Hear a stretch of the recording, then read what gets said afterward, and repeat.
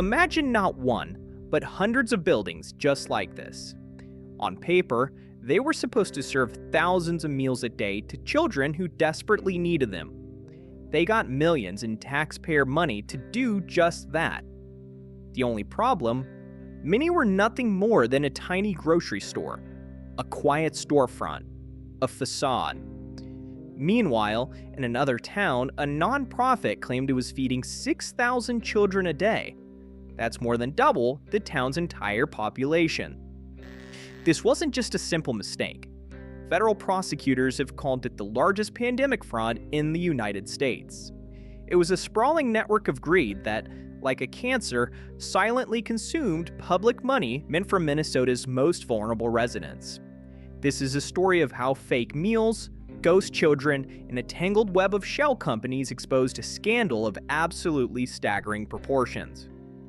The heart of the scandal was a nonprofit called Feeding Our Future.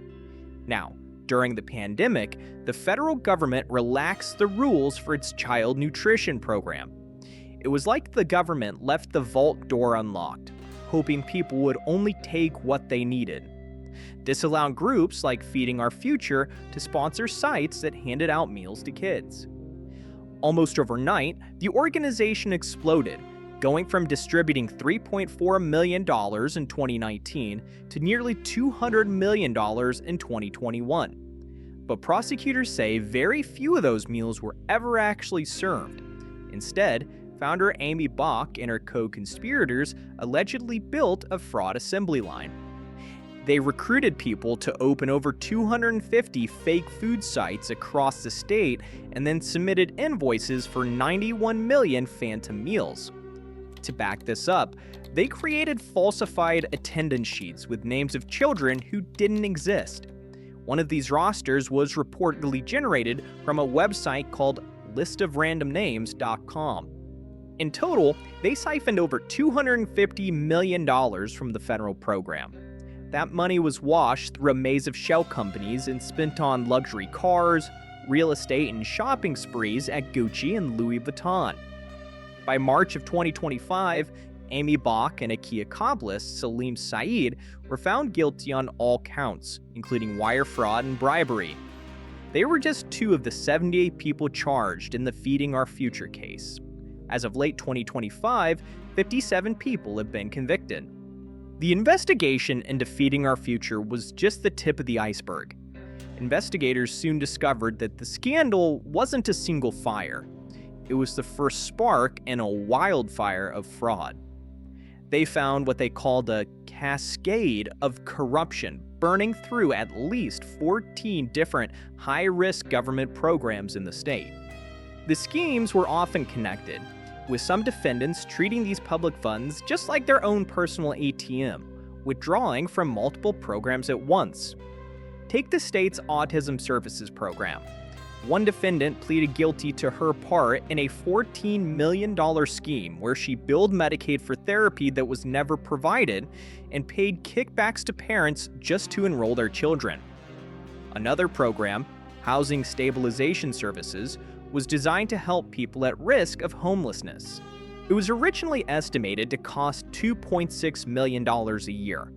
But by 2024, spending had ballooned to over $100 million as it was overrun with fraud. The program was so notoriously easy to defraud, it even attracted fraud tourists from other states, who set up companies just to file millions in fake claims. The story blew up nationally in late 2025 when a viral video by YouTuber Nick Shirley showed empty storefronts that were licensed as daycares and receiving state funds. So how could something like this happen? Well, think of it like a relay race where a baton is dropped.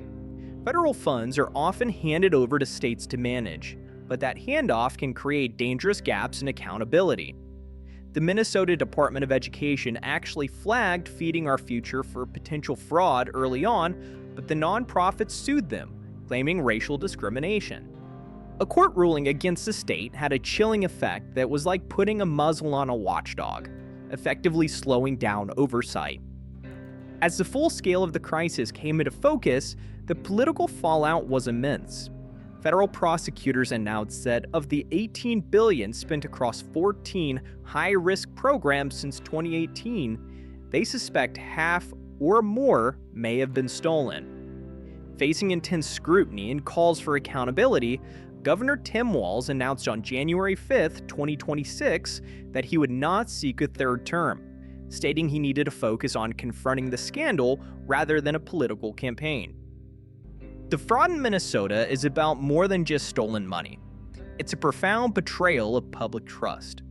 While prosecutors have managed to seize around $75 million in assets, it's like trying to recover water from a shattered glass. Much of the money's gone for good, spent on lavish lifestyles or wired overseas.